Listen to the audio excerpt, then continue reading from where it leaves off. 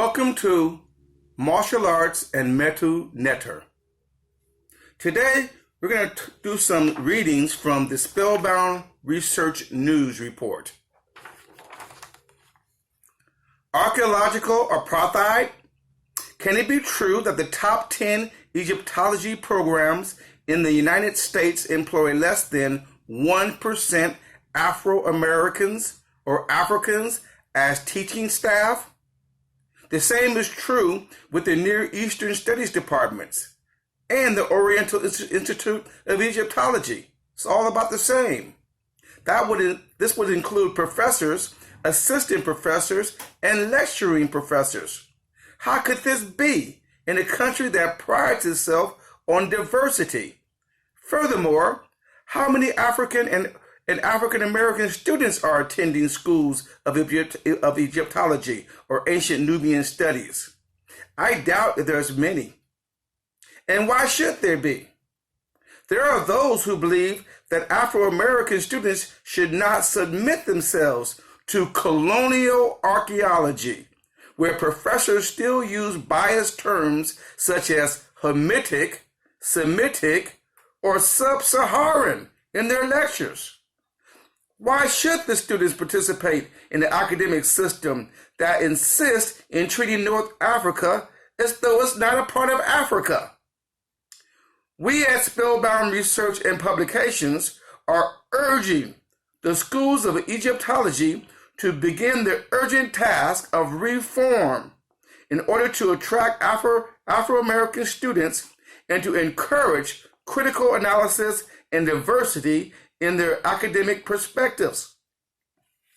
We think that it would be proper to create a timetable in which to place the study of ancient African histories and archaeology into African studies.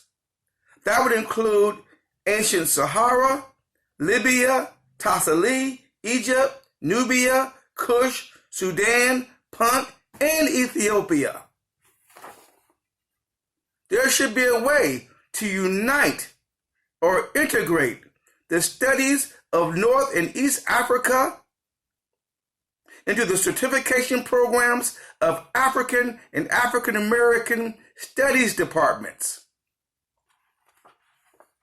Next, the alphabet revisited. Spellbound Research Unit was aware of the African origination of the modern alphabet over a decade ago. It's simply a matter of knowing the nature of hieroglyphics and the people who created them. Note that in 1999, archaeologists from Yale, Princeton, Johns Hopkins all went to Africa and they were digitizing the hieroglyphics on oasis areas, ancient areas in southern oasis in southern Egypt. They discovered in 1999 the oldest alphabetic writing in the world, older than Phoenicia, older than Hebrew, older than Greece, older than Rome. The oldest writing with alphabetic characters in the world, in Africa. This was known in 1999. I think it was Professor John Darnell from Yale who initially discovered it. Next, the name game. Don't get confused with the name game. Colonial institutions have historically changed the names or made up names or omitted names for political and religious reasons. That means that they'll take the name of a city in Africa, like, let's say, On, and they'll just change it. Or ancient cities like Menhotep, they'll call it Memphis. Or they'll call Heliopolis or Heranopolis. They just start making up Greek names, and they will continue those names forever. And even though they know the real names, it's like saying Negro. It's like, wait, I'm not a Negro. You named me a Negro. I don't need to accept that name. Use the real name. Or in some cases, they'll argue about, well, his name is Jesus. You go, no, it's not. There's no J's in Aramaic. They don't talk that way. His name was Jesus or Yahshua. Those are dialects, but it wasn't Jesus. And this becomes a big mess.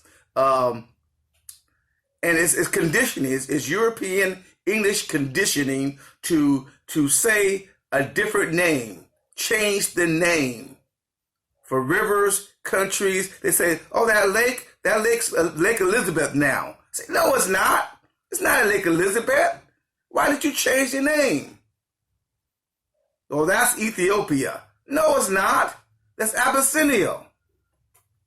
So don't get surprised that you're going to see that, the name game.